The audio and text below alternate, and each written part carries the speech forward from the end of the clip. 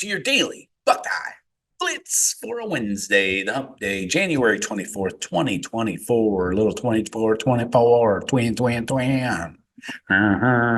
Anyways, hey, hit the buckeyecast.com. Everything is still on sale right now. Get all your Buckeye gear that you did not get for Christmas. Hats, shirts, long sleeve tees. I got to order another long sleeve tee, man. It's been freaking like 30s down here in Florida in the mornings. No, no, no. I am not here for that bullshit. So check it out. Everything's on sale indefinitely. So today's topic, so with the hiring of Bill O'Brien last week, I wanted to do a little bit of digging on this guy. What's he really done? We've seen him on the sidelines, for Penn State, in the NFL, Alabama. So what's this guy really done? Seems like an asshole every time I see him. And I don't mean just his chin, all of him. He just seems like a dick, kind of like yells at people all the time. He likes to MF Tom Brady, which I'm all for. I'm a huge proponent of MFing Tom Brady, which brings up a side note. Do you guys think that Tom Brady will now help recruit for the Buckeyes?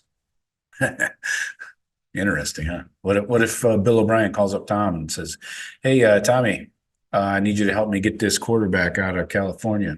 Mind giving him a call?" That'd be a weird position to put Tommy in, huh? But I'm sure he's been in plenty of those. Hey, leave it alone. Leave it alone. All right. So today we're talking about Bill O'Brien. What's he bringing to the Ohio State quarterback room exactly? So we're going to talk about his three quarterbacks that he's managed at the college level in his two stops. I mean, we're not going to go all the way back to his Georgia Tech days when he first started. I'm going to pass on that. I really don't care. Georgia Tech didn't even throw the ball until recently. So, all right, he's coached three quarterbacks at the college level. Let's start off with, so after 2011, he left the Patriots. What was he there? 5-6 years, something like that. Then he coached two quarterbacks at Penn State, one quarterback at Alabama. Now, at Penn State, you had Matt McGloin, and Christian Hackenberg, emphasis on Hack. They had their best years under Bill O'Brien. I'm going to get into the numbers here. Then Bryce Young, the little guy, had one of the best careers in Alabama school history under Bill O'Brien. So we need the same. We need Bill O'Brien to come in, elevate the Ohio State quarterback room. You got a ton of talent in there, but you got an old guy and a medium old guy and then a bunch of young guys. So he's got to elevate the quarterback play this season, like now. So going back to summer of 2012, Bill O'Brien's first year at Penn State, they were hit with the NCAA sanctions from the Jerry Sandusky scandal. So say what you will about the scandal. I'm not going to get into all that. Was he guilty, not guilty? I don't care. Anyways, NCAA came in with heavy-handed, penalized guys that didn't deserve it. None of them were there. Anyways, so McGloin was entering his third year as Penn State's starting quarterback, which was by far and away his best year of his career. So as a starter, 2010, he completed 54.9% of his passes, 1,548 yards, 14 TDs, 9 picks. Wait, no. Yeah, that's right. Sorry. Nothing. Then 2011, 54.1% completion, 1,571 yards, 8 TDs, 5 picks. All right. Similar numbers, right? Now, 2012 is his only year with Bill O'Brien. Completed 60.5% of his passes. That's a huge jump, more than 5%. And then 3,271 yards passing, 24 touchdowns, 5 picks. So he went from 14-8 to 24 touchdowns. So his first 2 years as a starter, McGloin was garbage. And then his best year under O'Brien, he had never crossed the 55% completion mark in a season. Then in 2012, boom, 60.5%. And then the jump in yards, man, he more than doubled his yards in 2012 and even increased his yards per attempt from 6.8 to 7.3. And then we mentioned the touchdowns and interceptions, making a huge leap, 8-5 to 23-5 touchdowns to interceptions. So huge leap there. Hackenberg, let's talk about Christian Hackenberg. Now, this dude came in with a ton of hype.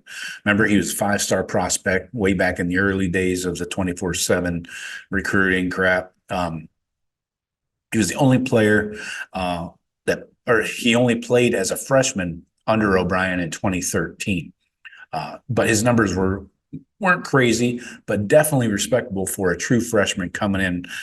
He completed 58.9% of his passes, 2,955 yards, 20 touchdowns, and his yards per attempt was at 7.5. And then he would not top any of those numbers his remaining 2 years as starter at Penn State. He would go 2014, 55.8% completion, so a dip of like 3%. Same yardage, 2,977-ish. 12 touchdowns, down from 20, and then 15 picks, down from 10, or up from 10, however you word it. Then 2015 is last year. Continued to slide in the completions, 53.5%, then 2,525 yards, so down over 400 yards from his freshman year, total passing, and then 16 TDs, 6 picks. So over his final 2 years, 28 touchdowns, 21 picks. Youch. So Bill O'Brien, when he left for the Houston Texans, took the good parts of Christian Hackenberg with him, apparently. Eesh, that's bad news. Anyways, now Bryce Young, more modern times, 2021, 2022. Obviously, Bryce won the Heisman under Bill O'Brien's tutelage, Bob's, as we like to call him. His first year under as Alabama's offensive coordinator and quarterbacks coach was 2021. Bryce Young set school records of 4,872 passing yards, almost 5,000. That's insane. And 47 touchdowns, man. His completion percentage was 66.9 and only 7 picks. Then in 2022, he threw for 64.5% completion percentage, 3,328 yards, 32 touchdowns, 5 picks. So everything dipped a little bit in 2022, but he also attempted 167 fewer passes. They ran the ball. And I think he was dinged up in 2022. So anyways, he turned out to be the number 1 overall pick in the 2023 NFL draft. Respectable, right? So now O'Brien has to immediately come in, begin developing a quarterback room with a 5th-year senior, Will Howard from K-State, 2 incoming freshman 5-stars, Julian Sayin, the recent commit, and Aaron Nolan. And then you got the only 2 guys on the roster that took snaps last year, Devin Brown and Lincoln Keenholz. All these guys are highly rated, highly touted, highly recruited.